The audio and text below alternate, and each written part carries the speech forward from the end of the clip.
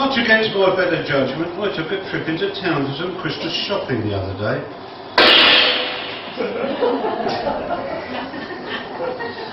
I'll call the sound effects again. I called into the local bakery to get some bread.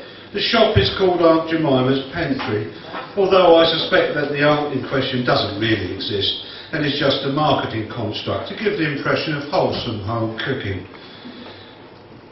Or maybe she's like Mrs. Bates in Psycho, a skeletal but still potent presence in a rocking chair in the bowels of the shop. Who knows? At the back of the shop, there's a small area where meals are served.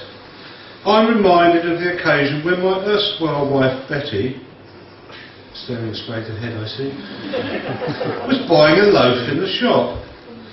She was taken ill with what turned out to be a mild heart attack.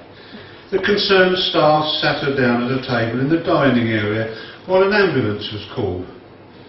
Also seated at the table was a man reading a newspaper. He took absolutely no notice of the drama going on around him and carried on scanning the sports pages.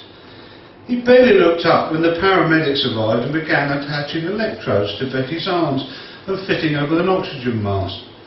In the midst of all this, he was served with an enormous full English breakfast, which he began tucking into.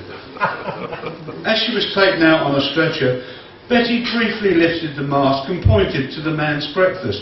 "I've just had one of those."